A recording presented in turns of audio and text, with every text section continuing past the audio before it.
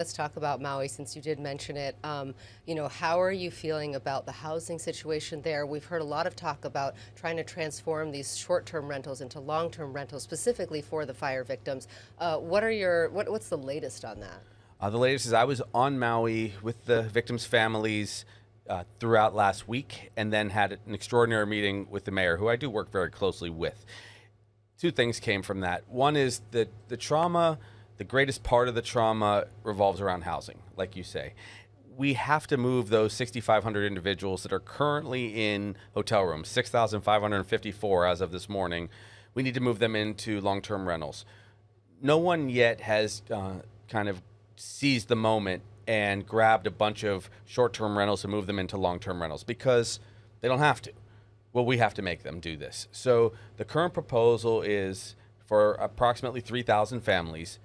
2,000 of those families qualify for FEMA benefits. 1,000 families don't qualify for FEMA benefits. They are either COFA migrants or on work visas and so on. FEMA will cover those 2,000 individuals.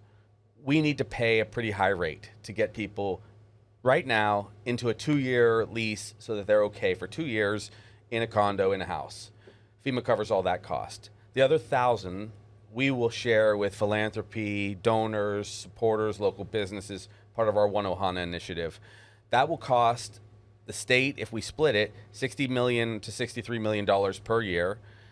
Philanthropy covers some similar number. And then we have 2 years to build out Ohanas along people's houses, ADUs, those smaller units, to build out what I believe will be necessary, probably about 3 villages. We can do this. We absolutely can do this. But if people refuse to take a rate that was consistent with what they made last year and get some tax breaks, because the mayor, as you know, proposed to decrease their property tax. It was heard today over at the county council in Maui. If people don't do that, I am going to get serious about this, and I'm going to call for a moratorium on short-term rentals on Maui until we get 3,000 units. I don't want to do that. I want to be very clear. But under emergency circumstances, I'm going to pull the trigger. So we will have to do that if we don't have enough housing for our local families on Maui, because they're reaching the breaking point, and we're getting to the holidays.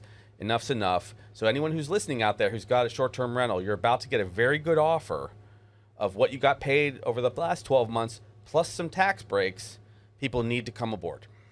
And just in the response that you've heard thus far from community members who have been impacted, the families that you speak of that are in this situation, is this a plan that they support? Is this the type of path that they would like to see forward? What are you hearing directly from these families about what they would ideally want to be in for this situation? Yes. Well, in fact, not even just the families, even the activist communities, even the people that were protesting, like some of the individuals from Lahaina Strong, some of the individuals from that were doing the fishing for housing.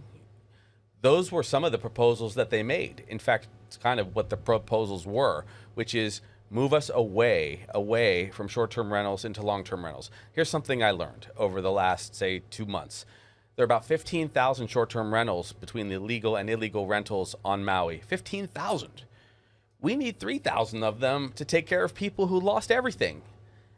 I believe people are going to step up before I have to come down with the hammer and pause short-term rentals island-wide on Maui for this purpose.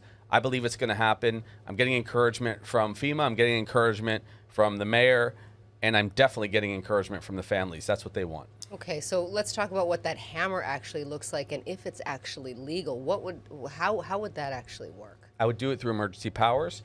I'd call for increments of 6 months of moratorium on any short-term rentals until I reach the threshold of 3,000 units. I don't think it will be a taking. That's the word that the lawyers use. A taking is something if someone already has an asset, already is generating a resource for like their business, and then government comes and takes something away when you're in the stream of doing the work.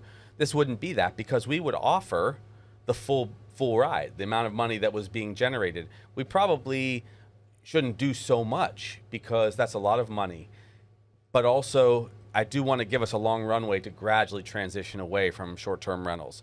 Individuals who take this opportunity will really do well because they'll be in a stable two-year rental contract and agreement for a family. Of course, it's insured. They'll be fine with their property. But also, they'll get the tax benefit because they will get to change over to this low or non-existent property tax. That's why it's a doubly good plan. And then I'll release the moratorium. The benefit of it to the people who go in is they'll get the benefit of this tax position. For those who are too slow on the draw, they won't. They'll be in the regular tax situation, maybe even higher. We'll see what the county council passes over on Maui. They may raise taxes, and they probably should on short-term rentals. I like what they've been talking about at that level. And just if there is a surge, say that there's more than you need, how do you prioritize which individuals that are offering up these rentals get that opportunity? Say there's maybe 5,000 come to the table, and is it based on first come first serve, whoever applies first? Best match and first come first serve. One of the things that we recognize is that there are a lot of people who need specific houses because they're near their school. Their kids have school nearby. So we'll try to position the rentals, and I hope this is a problem we're facing, having too many short-term rentals converted to long-term, in close to their jobs or their kids' schools.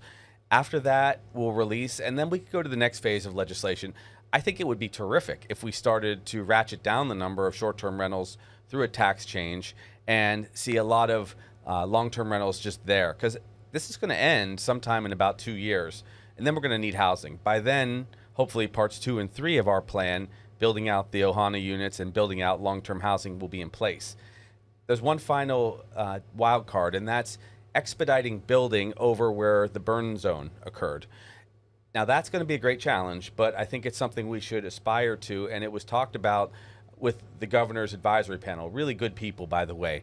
The mayor's advisory panel. The mayor surrounds himself with a lot of the local families that have been affected by the fire, and they give him good ideas.